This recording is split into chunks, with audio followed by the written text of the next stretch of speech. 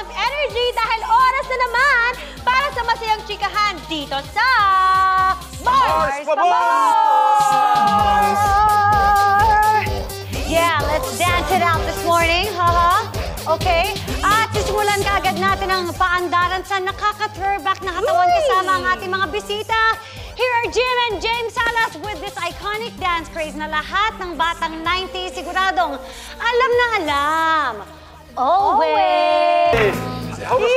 Grabe, nakasayaw ako sa lahat. Talaga ba? Super! Pero Mars, buti wala tayo dito kasi kung hindi nasira natin eh. Oo nga eh. Masaya dito lang tayo sa back. Iba Thank you for talaga. bringing back memories. Thank you, thank you also for... Mix na naman, iba talaga ang tatak UMD. And we are so happy dahil kasama natin ang mga pars natin. Ngayong umaga ang ating pars dance legends, Jim and James Salas.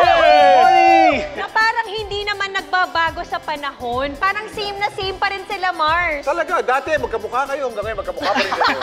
Ay, din, pwede pa rin ba? Parang hindi na masyado. Akala mo dati, guwapo kami, ngayon cute na lang kami. Oh, well, at least nandun pa rin, di ba, Mars? That's important. At hanggang ngayon, sumasayaw pa rin kayong dalawa.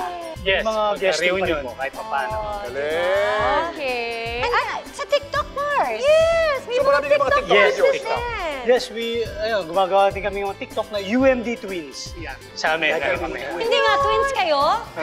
Hindi.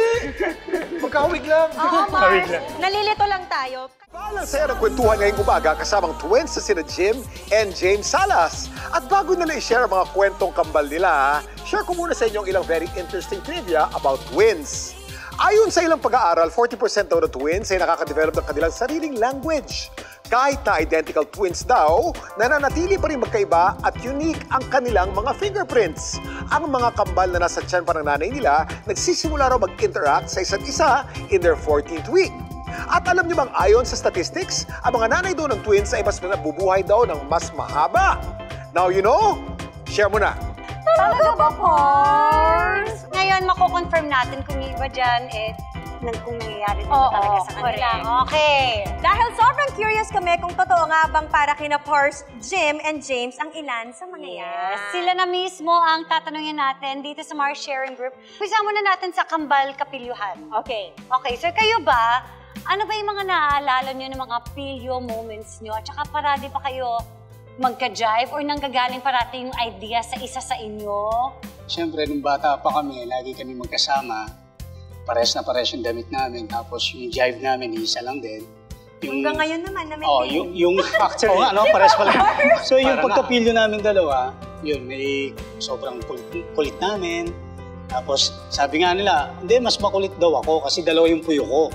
Siya isa lang. So sabi ko, hindi, mas makuwela nga sa akin to, mas makulit sa akin to, sabi ko gano'n. Sa group kasi namin that time, ako yung pinakamakulit sa group namin. Tapos yung sa amin dalawa, yung pagkapilyo sabi nila, parehas lang. Pero minsan nalilito pa rin. Parang sabi si James daw, ang pilyo, dahil lang, like yung sa school namin, nung elementary kami, siyempre mga classmate mo, di ba, pag nangasar sila na, ito, ganito, may kakambal to. Ano ngayon kung kambal mo, ganyan. Nasaan tawagin mo akong totoo, ginaganyan kami. So kami naman, siyempre, lumalabas lang din pagkapilyo na, sige, tol, ganito gawin natin. Sa classroom mo, magpapalit kami. Nangyayari talaga yun, ng grade school kami. Magpapalit kami. Tapos hindi alam ng mga classmate, pati yung guro namin, yung teacher namin na hindi nila alam. Akala nila ako. Yun pa rin.